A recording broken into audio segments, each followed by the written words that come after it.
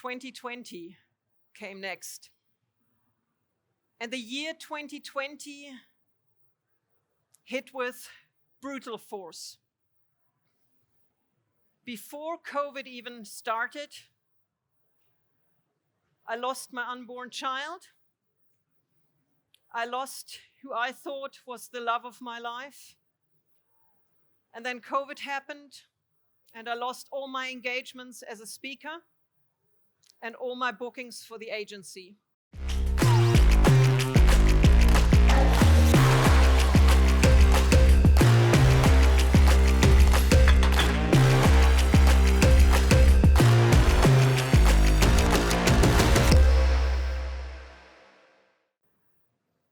And I'm sure we've all had pretty tough experiences during 2020 and the COVID time. And it is challenging to go through moments where your life is changed upside down, turned upside down, and when everything you know comes to an end. For me, it was the darkest time of my life. I've never before cried so much. I've never before felt so much pain. And I've never been so devastated. There were moments when I didn't know if I would have the strength to take the next breath. And what's important in these moments is to accept that it is okay to not be okay. You sometimes have people that say, yeah, it's all gonna be fine. No, you don't want to hear that at that moment. And yes, eventually it will all be fine, but not in that moment. Allow yourself and people around you the vulnerability to experience the pain when something like that happens. But you also don't want to stay in this state of mind forever. For me came a point where I had cried too many tears, where I had had too many sad days, too much sorrow and too much weight on my shoulders. And I made a decision, a very important decision. I wanted to be happy again. I wanted to smile again. I wanted to laugh again. I wanted to live again. And making that decision was the first big important step in my healing and the first big step in what today I call the Phoenix mindset. Because I, at that point, decided that I would grow my wings again, and they had been kept. But it is up to each and every one of us to make that decision for ourselves. And no one else will make that for us. We need to make that decision of, I want to change my life. I want to come out of that misery. I want to be happy again. But that decision alone, it's great, and it's the first step, but you've got to be determined. You can't just say, I really want that. You've really got to be determined. The photo shows my dear friend, Louis Pugh. This is during a 20-minute long-distance swim in the Arctic Ocean.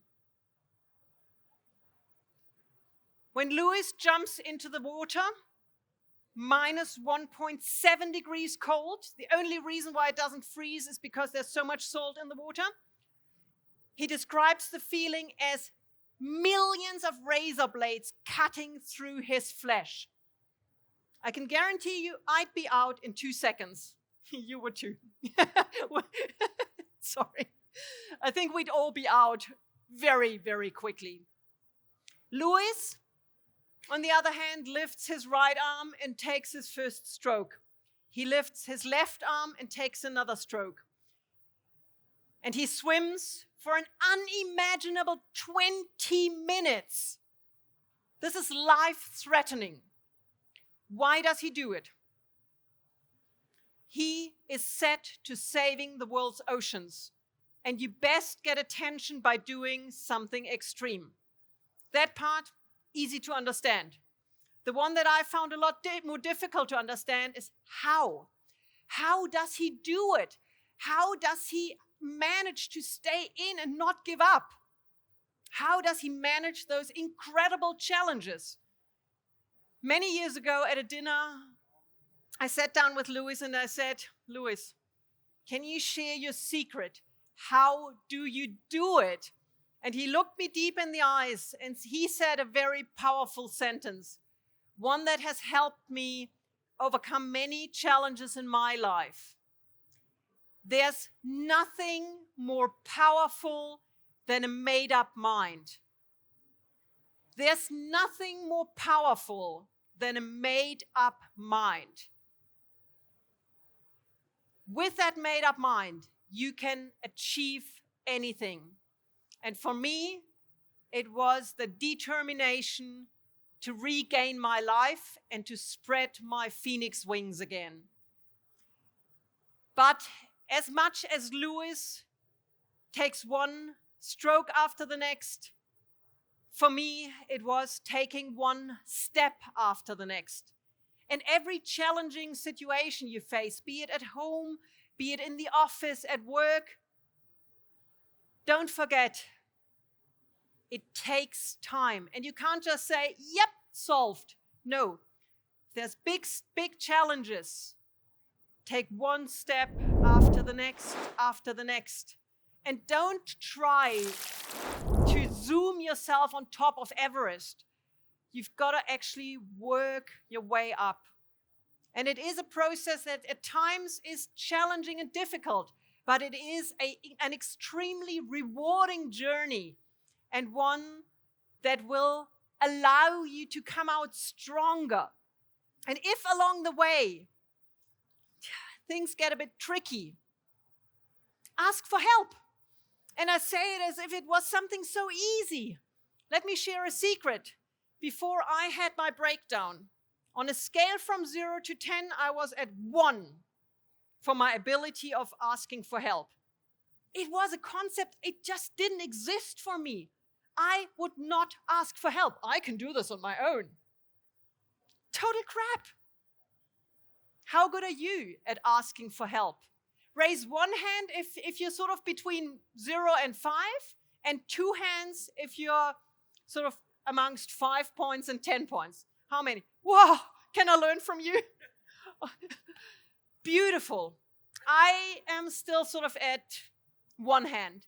But coming from 1, I would say I'm pretty happy where I've come so far. And what I've learned also in the reaction from others, that asking for help is nothing bad. A lot of people have actually said, thank you for allowing me to help you. And I'm like, wow, okay, that's new. It's beautiful and it gets us further and higher than we would ever wish for. It's such a powerful tool. And another thing that I learned during my challenging time was to recharge my batteries. You and you and you, we all have challenges in our life.